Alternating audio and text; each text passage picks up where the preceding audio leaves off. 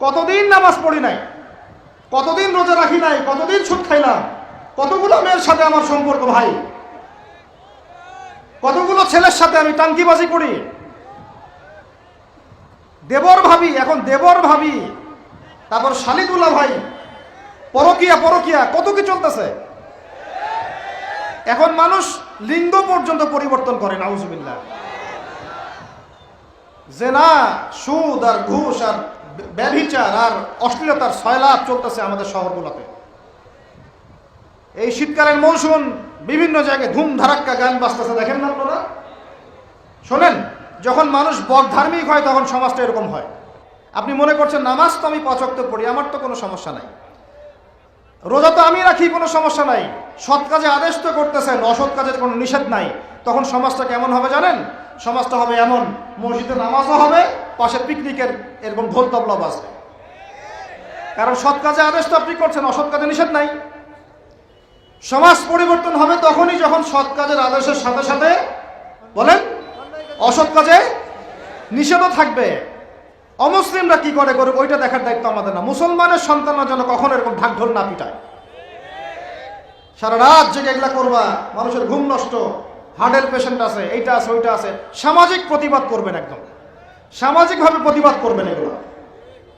এগুলো বন্ধ না করতে পারলে আমাদের সমাজের নূর নষ্ট হয়ে যাবে।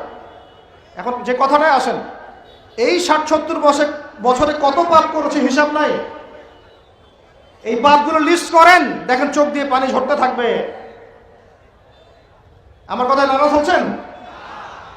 এই পাপগুলো লিস্ট করেন, চোখ দিয়ে পানি ঝরবে, আল্লাহ আমাদেরকে মাফ করে দেন। সবাই বলি আমিন। কত কবিরা গুনাহ হয়েছে, কত সগীরা। তবে সন্তুষ্টির কথা এটাই, যদি এটা উপলব্ধি হয় যে না ভুল হয়ে গেছে, আপনি ওযু করে আসেন, 2 রাকাত নামাজ পড়েন, আল্লাহর কাছে ইস্তেগফার করেন, বলেন আস্তাগফিরুল্লাহ আল্লাযী লা ইলাহা ইল্লা হুয়াল হাইয়ুল কাইয়্যুম ওয়া আতুবু ইলাইহি। আল্লাহ পাক এক মুহূর্তে আপনার সব পাপ তো মাফ করে দিবেনই, সব গুনাহকে নেকি দিয়ে পরিবর্তন করে দিবেন ইনশাআল্লাহ। এই বসো তোমরা, সেলফি বন্ধ করো। এই ছেলে বসেন। কথা একটা বলে বক্তব্য শুরু করলাম, আবার ফোন বের করছেন আপনারা। ফোনগুলো পকেটে রাখেন সবাই। এখন শোনেন, সময়ের কসম বলতে আল্লাহ কি বুঝিয়েছেন ভাই আমার সাথে বলেন? সময়ের গুরুত্ব, সময়ের, আরো আসতে বলেন, সময়ের, ওয়াল আসরি মানে সময়ের কসম, মানে সময়ের গুরুত্ব। আমাদেরকে সময়কে গুরুত্ব প্রদান করতে হবে। আল্লাহ পাক তৌফিক দান করেন। আজকে বাসায় কি করব? হায়াতের হিসাব নিব, কি করেছি এত বছরে, আর কি কি পাপ করেছি। পাপগুলোর কথা মনে পড়লে তওবা করে ফিরে আসবো ইনশাআল্লাহ। আল্লাহ পাক তৌফিক দান করেন। আর এখন বাকি সময় যতটুকু হায়াত আমাদের বাকি আছে, আমাদের কি কর্তব্য বলেন ভাই? আমাদের কর্তব্য কি এতটুকুই যে যেভাবে জীবনযাপন করছি এইটুকুই করব, না আমাদের আরো কোনো কর্তব্য আছে? কথা কি বোঝা যায় না যায়? আমাদের কর্তব্য কি বলেন? 1 নাম্বার, আমরা নিজেরা আগে আল্লাহ পাকের কোরআন এবং নবীর সুন্নতের উপর আমল করবো ইনশাআল্লাহ। রাজি আছি? 2, আমাদের পরিবারকে এর উপরে প্রতিষ্ঠা করবো ইনশাআল্লাহ। রাজি আছি? 3, আমাদের সন্তানদেরকে কোরআন সুন্নাহ অনুযায়ী বড় করবো ইনশাআল্লাহ। রাজি আছি? 4, আমাদের অর্থনীতি হবে হালাল কোরআন সুন্নাহ ভিত্তিক। রাজি আছি? 5, আমাদের শিক্ষা হবে কোরআন সুন্নাহ ভিত্তিক। রাজি আছেন? আমাদের সামাজিক যে সিস্টেম এটা হবে কোরআন সুন্নাহ ভিত্তিক। রাজি আছেন? এর উপরে আমি গেলাম না। সমাজ পরিবর্তন হলে উপরটা এমনি পরিবর্তন হয়ে যাবে ইনশাআল্লাহ। ওই সুখ যদি ওই যে বুশরা জানতে পারতো না, তাহলে আপনার কলিজার মধ্যে পারমাণবিক বোম মেরে দিত। কথা বুঝতে পারেন নাই? পশ্চিমারা যদি জানতে পারতো যে মুসলিমরা কত শান্তিতে থাকে, তাহলে আমাদের অন্তরের মধ্যে পারমাণবিক বোম মেরে ধ্বংস করে ফেলত। ওরা তো আমাদের সুখ দেখতে পারে না, পারে? প্রকৃতপক্ষে এরা বিশ্বের কোনো ধার্মিক মানুষের সুখই দেখতে পারে না। এরা শুধু মুসলিমদের শত্রু নয়, বরং ধর্মের শত্রু। যারাই ধর্মকে বুকে আগলে রেখে পালন করতে চায়, হোক সে সনাতন ধর্ম বা আমাদের হিন্দু ভাইরা বা খ্রিস্টানিজম বা বুদ্ধিজম, হ্যাঁ, বা মুসলিম আমরা যারা আছি, যারা ধর্মতাত্ত্বিক চিন্তা করে এবং প্রত্যেকেই যদি যার যার ধর্ম ঠিকঠাক মতো পালন করে, সমাজে কিন্তু ফিতনা থাকার কথা নয়। কারণ প্রত্যেকটা ধর্মের মধ্যেই ভালো কাজের কথাই কিন্তু বলা হচ্ছে। তো যারা ধার্মিক, এদের বিরুদ্ধে তারা লেগে পড়ে এবং তারা চায় সারা বিশ্বের মধ্যে ফাসাদ সৃষ্টি করতে। কাদের খাসলত সারা বিশ্বে ফাসাদ সৃষ্টি করা বলতে পারবেন? আপনাকে আমি দেখাচ্ছি, সূরা কাহফ খুলে দেখেন। জুলকারনাইন একজন বাদশাহ, তিনি মাশরিক মাগরেব সব জয় করেছেন, মানে পূর্ব পশ্চিম পুরোটাই তার রাজত্ব। এত দাপট ছিল সেই বাদশার যে যেদিক দিয়ে যাবে সেনাবাহিনী নিয়ে সেদিকটাই জয় করে ফেলবে, সুবহানাল্লাহ। এবং তিনি উদ্ধত অহংকারী ছিলেন না, তিনি আল্লাহর অনুগত বান্দা ছিলেন। একটা কওমের মধ্যে গেলেন, সেই কওমটা ছিল পাহাড়ের মাঝখানে, দুই পাহাড়ের মাঝখানে। এখন ওই কওম তাকে বলছে, ইয়া যাল করনাইন, হে যুলকারনাইন, ইন্না ইয়াজুজ ওয়া মাজুজ মুফসিদুনা ফিল আরদ। ভালো করে বোঝেন, হে যুলকারনাইন, নিশ্চয়ই ইয়াজুজ আর মাজুজ এই দুই শ্রেণীর মাখলুক, তারা পৃথিবীতে ফাসাদ সৃষ্টি করে বেড়াচ্ছে। কি করছে? সারা পৃথিবীতে ফাসাদ সৃষ্টি করে বেড়াচ্ছে। ফাহাল নাজআলু লাকা খরজান আলা আন তাজআলা বাইনানা ওয়া বাইনাহুম সাদ্দা। হে যুলকারনাইন, আমরা কি আপনাকে ট্যাক্স দিব, কর দিব, যে আপনি ওদের আর আমাদের মাঝখানে একটা প্রাচীর নির্মাণ করে দিবেন, যে ওরা আমাদের কাছে আর আসতে পারবে না? কারা এটা? ইয়াজুজ আর মাজুজ। এই ইয়াজুজ আর মাজুজকে যুলকারনাইন আলাইহিস সালাম তিনি প্রাচীর নির্মাণ করে দিলেন লোহা এবং এই যে তামা দিয়ে। এরপর তারা আর ওই কওমের ক্ষতি করতে পারলো না। কিয়ামতের আগে আগে তারা বের হয়ে আসবে এবং সারা বিশ্বে ফাসাদ সৃষ্টি করবে। এখনো তারা বের হয়ে আসছে, আমি সেটা বলছি না, কিন্তু এখন পুরো বৈশ্বিক প্রেক্ষাপটে যারা বিশ্বে ফাসাদ সৃষ্টি করে বেড়াচ্ছে, এদের মধ্যে এই ইয়াজুজ মাজুজের খাসলত আছে, চরিত্র আছে। দেখবেন ওই দিকে ইউক্রেনকে ব্যস্ত রেখেছে রাশিয়ার এগেনস্টে এবং নিউক্লিয়ার যুদ্ধ বাঁধানোর পায়তারা করছে। এটা অলমোস্ট আমাদের ঘরের কোনায় চলে এসেছে। নকিং অ্যাট দ্য ডোর বলে একটা কথা আছে ইংরেজিতে, একদম ঘরের কোনায় যে কোনো মুহূর্তেই দেখবেন ওয়ার্ল্ডে একটা ম্যাসাকার সৃষ্টি হয়ে গেছে আর কি। ওইদিকে তাইওয়ানকে ব্যস্ত রেখেছে চায়নার এগেনস্টে, ওইদিকে ইসরায়েলকে ব্যস্ত রেখেছে প্যালেস্টাইনিদের এগেনস্টে, এদিকে দেখবেন যে ইরাকে ব্যস্ত রেখেছে এই কন্টিনেন্টকে আইএসআইএস দিয়ে, ঠিক আছে, বাংলাদেশকেও ব্যস্ত রাখার চেষ্টা করছে মায়ানমারকে দিয়ে, দেখছেন না? তো পুরো বিশ্ব জুড়ে এদের এজেন্ডা হচ্ছে সারা বিশ্বে আমরা ফাসাদ সৃষ্টি করে মানব জাতিকে কমিয়ে ফেলবো, মুসলিমদেরকে ধ্বংস করব, মুসলিম যুবকদেরকে পর্ন দেখাবো, ওদেরকে মাদক খাওয়াবো, ওদের মধ্যে জেনা অশ্লীলতা পরকীয়া ছড়িয়ে দিব, হ্যাঁ, এবং মহামারী ছড়িয়ে দিব, দিয়ে মুসলিম জনসমষ্টিকে কমিয়ে নিয়ে আপোষে ক্রন্দলে লাগিয়ে দিয়ে আস্তে আস্তে আমরা বিশ্বে শাসন করতে হবে, এদেরকে ডমিনেট করবে। এবং এই এজেন্ডা বাস্তবায়নের দিকে তারা এগিয়ে যাচ্ছে সুকৌশলে। আর আমরা কি করছি ভাই? আমরা শুধু কাজ যতটুকু না করছি তার চেয়ে বেশি আমরা আয়ু আশা শোডাউন করছি। দেখেন বেশিরভাগ মানুষ আমাদের নামাজের খবর নাই, বেশিরভাগ মানুষ তাজকিয়া আত্মশুদ্ধির খবর নাই, ভালো আলেমের কাছে এসে পড়ে থাকবে কোনো খবর নাই, কোরআন পড়া শিখবে এসবের খবর নাই। যেগুলো করলে কোনো সমস্যা হয় না বা অল্প পরিশ্রমে করা যায়, ওই যে ঘরের মধ্যে শুয়ে শুয়ে ফেসবুকে 2 লাইন লেখা যায়, খুব সহজ, লিখলেন আবার শুয়ে গেলেন, কোনো সমস্যা নাই। কোনো কনস্ট্রাকটিভ সুদূর প্রসারী কাজ আমাদের হচ্ছে না, যেটা হচ্ছে এটা প্রয়োজনের তুলনায় নিতান্তই নগণ্য। এই কারণে আমাদের যারা দিন আমরা যারা বুঝি, যাদের মধ্যে ইসলামের চেতনা আছে, ইসলামকে ভালোবাসি, আমরা যারা চাই দিন এগিয়ে যাক, আমাদের কনস্ট্রাকটিভ কাজ করতে হবে, মানে সুদূর প্রসারী কাজ করতে হবে। শৈথিল্যতাবাদীও হবেন না, আবার চরমপন্থীও হবেন না, মধ্যমপন্থী হয়ে ইসলামকে, কোরআনকে এবং হাদিসকে হাতে নিয়ে উম্মার ঐক্যের স্বার্থে, দেশ জাতি জনগণের ঐক্যের স্বার্থে এগিয়ে যান। আল্লাহ পাক আপনাদের হাতকে শক্তিশালী করুন, দোয়া করি। এখানে খুবই স্মার্ট হতে হবে এবং বেসিক কাজগুলো খুব বেশি করে করতে হবে। বেসিক কাজ কি ভাই?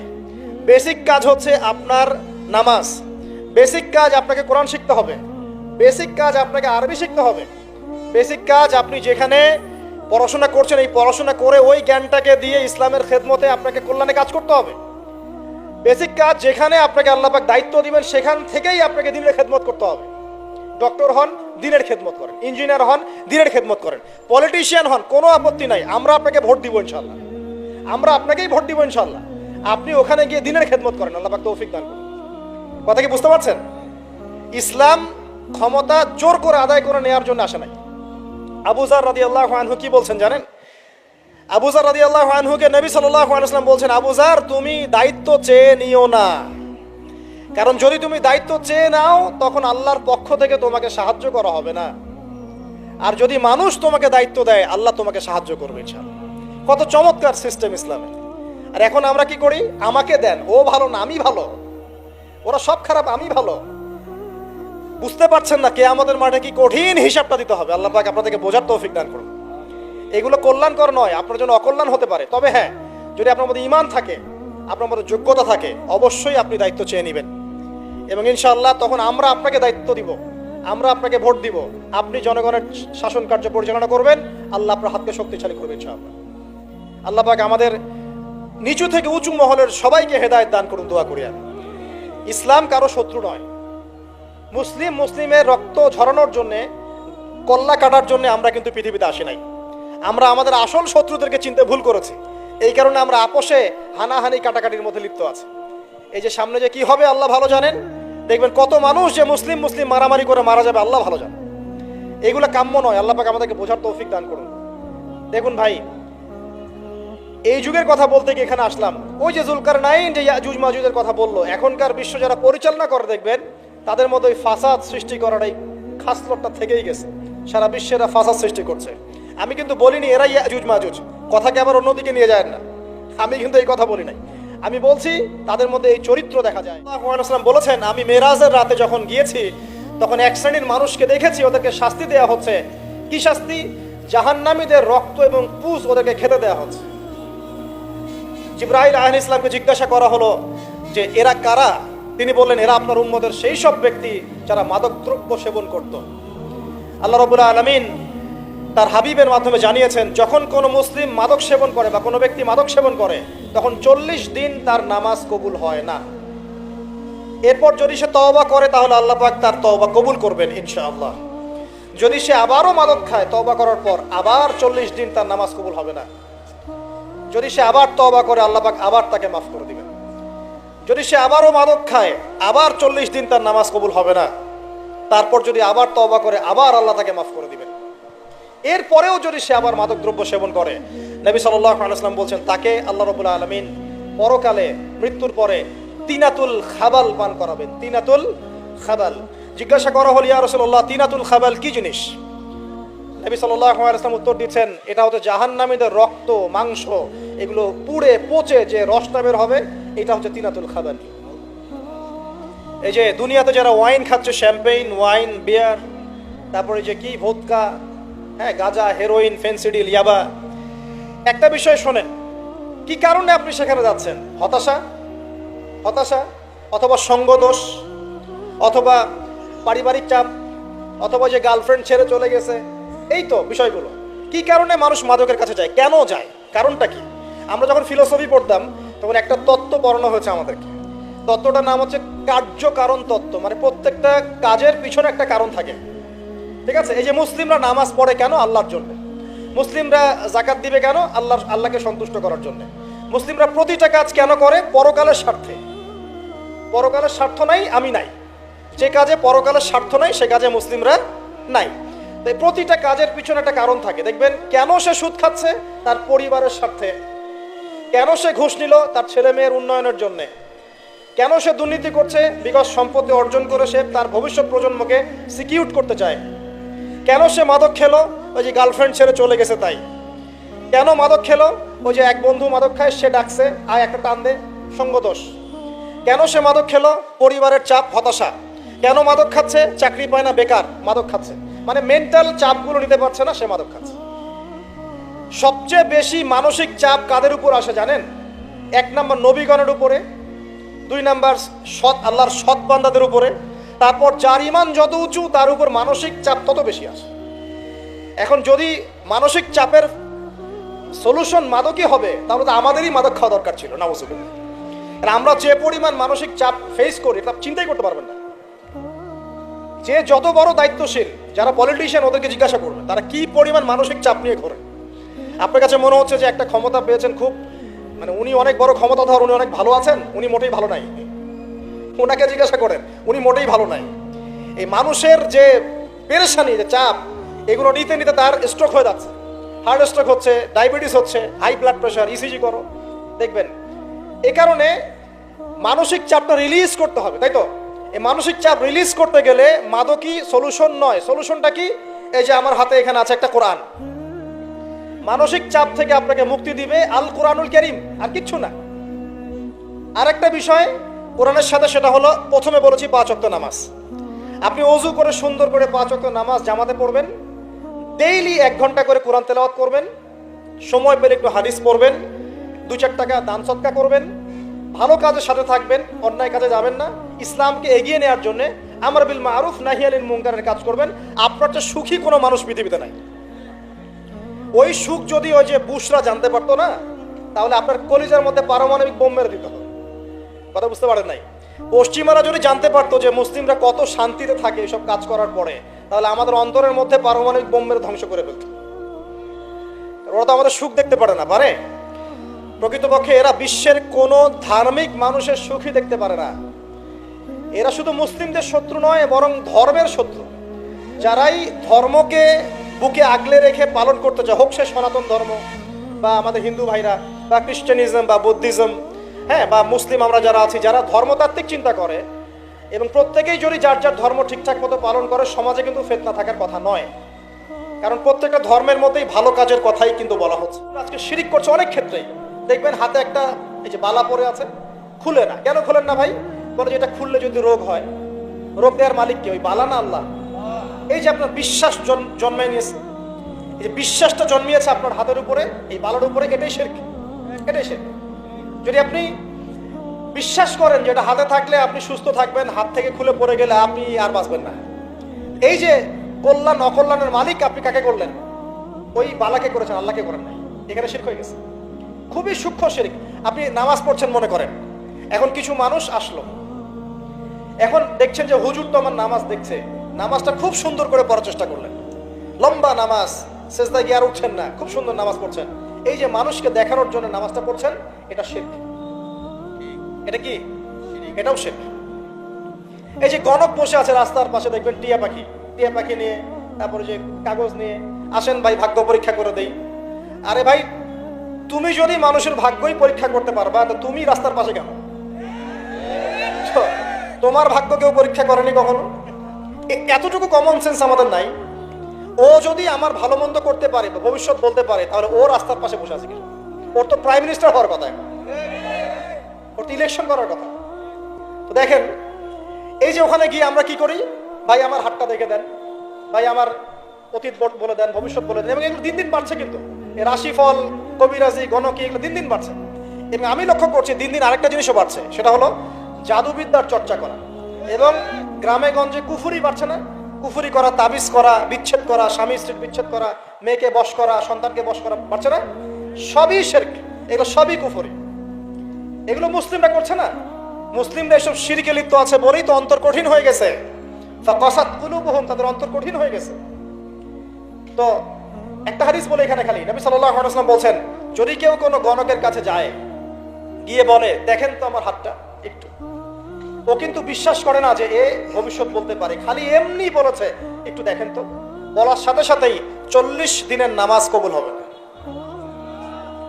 আর যদি তার বলা কথায় বিশ্বাস করে যে হ্যাঁ তোমার ভবিষ্যৎ খুব ভালো, তুমি চাকরি পাবা, এইটা করবা সেটা করবা, এবং সে বিশ্বাস করলো হ্যাঁ এটাই হবে, তখন নবী সাল্লাল্লাহু আলাইহি ওয়াসাল্লাম বলছেন সে যেন আল্লাহর পক্ষ থেকে যা নাজিল হয়েছে, মানে এই যে কোরআনুল কারীম, এই কোরআনকে যেন সে অস্বীকার করলো, মানে কুফরি করলো। এগুলো আমরা করছি না ভাই? অনেক কিছু করছি আমরা। স্তম্ভের পূজা করছি, অনেক মুসলিম আগুনের পূজা করছে। আগুন জ্বালিয়েছেন, মাথা নত করছেন কেন? আগুনের সামনে আপনি মাথা নত করবেন কেন? আপনি একটা স্তম্ভের সামনে, গাছের সামনে দাঁড়িয়ে মাথা নত করে ধ্যান করবেন কেন? আপনি মেডিটেশন করছেন কি জন্য? আপনাকে নামাজ দেওয়া হয় নাই? 5 ওয়াক্ত নামাজ দেওয়া হয় নাই? নামাজের চেয়ে বড় মেডিটেশন কিছু আছে নাকি? আপনি ধ্যান করছেন কি জন্য? অনেক মুসলিম তো জিনের উপাসনা করছে, জানেন? অনেক মুসলিম জিনকে তাবে করার চেষ্টা করছে। আর জিন বলে একটা জাতি আছে, এটা সত্য। এরকম প্রতিটা ক্ষেত্রে শিরক আছে। শিরক কথায় আছে, কাজে আছে, বিশ্বাসে আছে। দেখবেন মুসলিমরাই আল্লাহ ছাড়া অন্য কারো কাছে দোয়া করছে, মুসলিমরা নজর মানত করছে অন্য জায়গায়, আল্লাহর জন্য নজর মানত করছে না, অন্য কাউকে সন্তুষ্ট করার জন্য করছে। সন্তান হয় না, সন্তান হয় না, এখন কি হবে? সন্তান হয় না তো অমুকের কাছে যাও, সেখানে গিয়ে বকরি জবাই দাও, সন্তান হবে। সুবহানাল্লাহ। তো এই পদ্ধতি ইব্রাহিম আলাইহিস সালামের জানা ছিল না? যে শেষ বয়সে তিনি বলছেন রব্বি হাবলি মিনাস সালিহিন। আপনি দোয়া করতে পারেন না? সন্তান হবে না কেন? আল্লাহ পাক তাকদিরে লিখে রাখলেন, অবশ্যই হবে। আর আল্লাহ পাক তাকদিরে না লিখলে কিভাবে হবে? তাকদিরে যে ব্যক্তি বিশ্বাস করে না, সে ব্যক্তি হতাশ হয়। যা কিছু হচ্ছে আমাদের জীবনে সবই তাকদির, এর বাইরে একটা মানুষও যেতে পারবে না। তো প্রিয় ভাইরা, কথায়, কাজে এবং চিন্তায় আমরা অনেক শিরক করছি। শিরকের কারণে আমাদের অন্তর কঠিন হয়ে গেছে। কি রৌপ্য মুদ্রা কোথায় আছে? জাদুঘরে। কোথায় আছে? মার্কেটে আছে। রৌপ্য মুদ্রা দেখেছেন জীবনেও? স্বর্ণ মুদ্রা দেখেছেন? কোরআনে আছে, হাদিসে আছে, মার্কেটে নাই। কেন মার্কেটে নাই? কারণ পশ্চিমারা স্বর্ণ এবং রৌপ্য মুদ্রাকে হারাম করে দিয়েছে। পশ্চিমারা স্বর্ণ এবং রৌপ্য মুদ্রার ডিলিংসটাকে মার্কেট থেকে উঠিয়ে দিয়েছে। এই জন্য আপনি মার্কেটে গোল্ড কয়েন এবং সিলভার দিরহাম পাবেন না। কিন্তু আল্লাহর রাসূল সাল্লাল্লাহু আলাইহি ওয়াসাল্লামের যুগে এটা ছিল। এখন অনেক মানুষ দেখবেন বেদাত নিয়ে কথা বলে একদম ফেনা বের করে ফেলছে। অর্থনৈতিক সেকশনের বেদাত চোখে পড়ে নাই। এখন বলতে পারে এটা তো দুনিয়াবি বিষয়। বাস্তবিক অর্থে এটা দুনিয়াবি বিষয় নয়। কারণ এই পেপার মানির মধ্য দিয়ে, ইলেকট্রনিক মানির মধ্য দিয়ে আপনার সম্পদকে সিজ করে চুষে খাওয়া হচ্ছে, আপনি বুঝতে পারছেন না। এখন প্রতারণা করা কি জায়েজ না জায়েজ? শোয়েব আলাইহিস সালামের নাম শুনেছেন? এটা কম ছিল মাদিয়ানে, শোয়েব আলাইহিস সালামের কম। এই কম সম্পর্কে আল্লাহ পাক যখনই কথা বলেছেন তখনই তাদের একটা দোষ উল্লেখ করেছেন। সেটা কি? সেটা হচ্ছে যে তোমরা অন্যায়ভাবে মানুষের সম্পদ আত্মসাৎ করো না। তোমরা অন্যায়ভাবে মানুষের সম্পদ আত্মসাৎ করো না। এই কাজটা করতো শোয়েব আলাইহিস সালামের কম, এবং তারা মাপে কম দিত, জনগণের অর্থ সম্পদ লুটে পুটে খেত। আল্লাহ রাব্বুল আলামিন তাদেরকে ভূমিকম্প দিয়ে ধ্বংস করে দিয়েছে। এখন এই পুরো মনিটরি সিস্টেম যেটা চলছে, এর মধ্য দিয়ে গরিব যে দেশগুলো আছে, স্বল্প উন্নত দেশ বা মধ্যম পর্যায়ের দেশ বা আরও নিম্ন পর্যায়ের অর্থনৈতিক সেকশনে, তাদের রক্তগুলো চুষে চুষে খেয়ে একটা সভ্যতা আজকে বিশাল বিশাল অট্টালিকা নির্মাণ করেছে। এই যে অন্যের রক্ত চুষে নিজে বড়লোক হওয়া, এটা কি হালাল না হারাম? এ কারণেই এই মনিটরি সিস্টেমের মধ্যে হারাম আছে।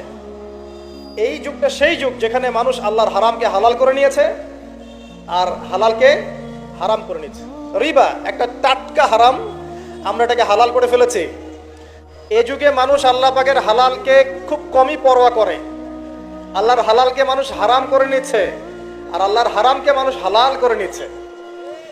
আল্লাহ পাকের বিশাল একটা হারাম হচ্ছে সুদ বা রিবা, আর এখন আমাদের উপর রিবা হয়ে গেছে ওয়াজিব। নাউজুবিল্লাহ। একটা দেশ নাই যেটা সুদ মুক্ত, একটা জেলা পাবেন না সুদ মুক্ত, একটা গ্রাম থানা ইউনিয়ন পাবেন না সুদ মুক্ত। নবীজি এই যুগের কথাই হয়তো বা বলেছেন, যে যুগে মানুষ সুদ থেকে বেঁচে থাকতে চাইলেও সুদের ছিটা ফোঁটা গিয়ে তার গায়ে লাগবে। মনে করেন আপনি একটা কনস্ট্রাকশন করেছেন, একটা সুদী প্রতিষ্ঠান থেকে লোন নিয়েছেন। এখন আপনি ওই কনস্ট্রাকশনটা ভাড়া দিয়েছেন।